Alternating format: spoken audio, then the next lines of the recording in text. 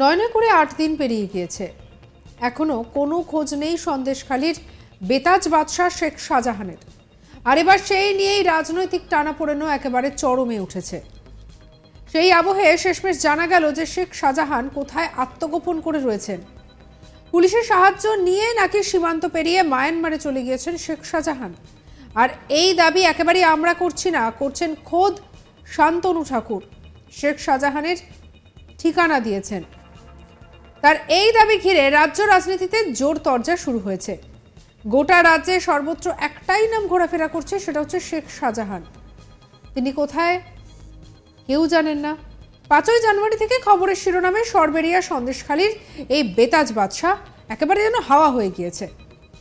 তদন্তের খাতিরে তার বাড়ির সামনে গিয়ে কেন্দ্রীয় তদন্তকারী সংস্থার আধিকারিকদের মারও খেতে হয়েছে, তাদের মেরে মাথা ফাটিয়ে দেওয়া হয়েছে। আর তাতে করে যে কটা মামলা দায়ের করা হয়েছে তার মধ্যে একটি মামলা দায়ের করা হয়েছে তদন্তকারী সংস্থার আধিকারিকদের বিরুদ্ধে।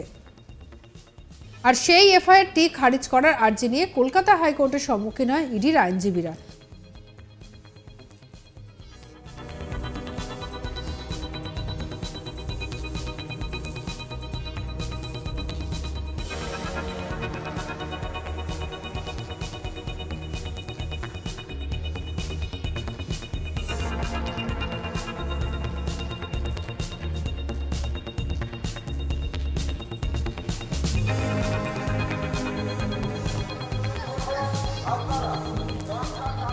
ভীষণ খারাপ রাস্তা।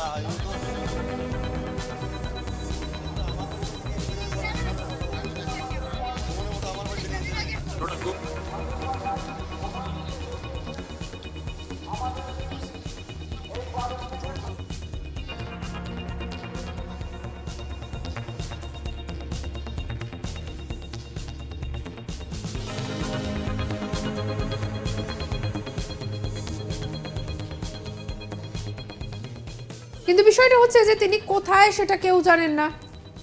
শনিবার উত্তর 24 পরগনার বাগদা ব্লকের ঘুনার মাঠে সাংসদ উন্নয়ন তহবিলের একটি পাকা ঘাটের উদ্বোধন করতে গিয়েছিলেন।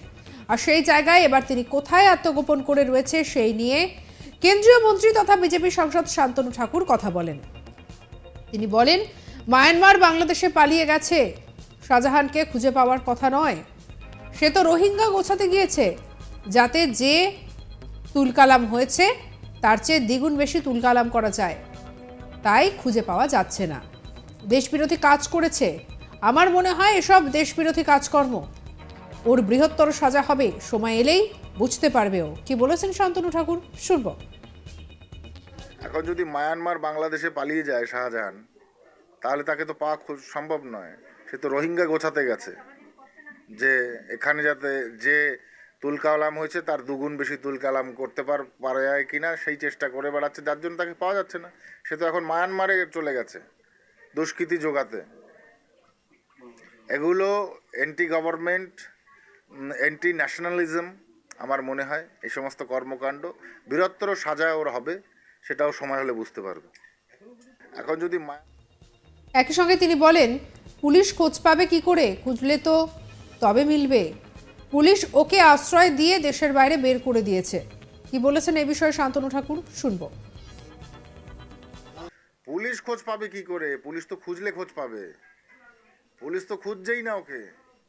পুলিশ তো শেল্টার দিয়ে দেশের বাইরে বার করে দিয়েছে ওকে। কি করে খুঁজে পাবে ওকে? এর আগে বিরোধী দলনেতা শুভেন্দু অধিকারীও শাহজাহানের ঠিকানা দিয়েছিলেন। সন্দেশখালী কাণ্ডে ইতিমধ্যে ইডি আধিকারিকদের উপরে হামলার ঘটনায় দুজনকে গ্রেপ্তার করেছে পুলিশ। ইডি আধিকারিকদের উপরে হামলার ঘটনায় এই প্রথম বড় পদক্ষেপ নিল পুলিশ। পুলিশ সূত্রে জানা গিয়েছে, বসিরহাট জেলা পুলিশের একটি দল 2 পলাতক অভিযুক্তকে ধরেছে। তাদের নাম মেহবুব মোল্লা এবং সুকমল সরকার। ইডি টিমকে আক্রমণ করার পর তারা দুজনেই গ্রাম থেকে পালিয়ে একটি গোপন জায়গায় আশ্রয় নেয়। পুলিশ সূত্রে এও খবর, গোপন সূত্রের খবরের ভিত্তিতেই জেলা পুলিশের একটি দল অভিযান চালিয়ে এই দুজনকে গ্রেপ্তার করে।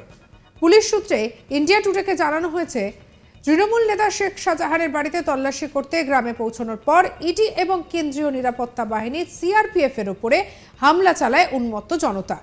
এই দুজন হামলার সঙ্গেও জড়িত। পুলিশ সূত্রে খবর, সংবাদ মাধ্যমের ফুটেজ দেখে তাদের দুজনকে শনাক্ত করা হয়। এরপর থেকে পুলিশ তাদেরকে খুঁজছিল। তবে মূল অভিযুক্ত তৃণমূল নেতা শেখ শাহজাহান এখনো পলাতক।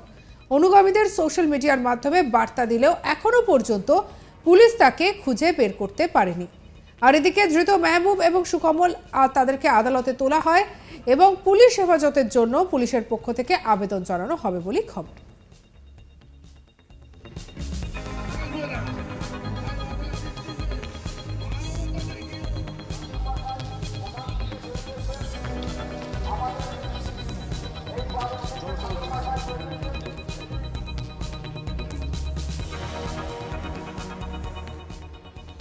সঙ্গে রাখুন আজ তাক বাংলার ইউটিউব চ্যানেলকে। অন্যান্য খবরের জন্য লাইক করুন, শেয়ার করুন, সাবস্ক্রাইব করুন। আমরা এখন রয়েছি হোয়াটসঅ্যাপে, তাই ফলো করে নিতে ভুলবেন না।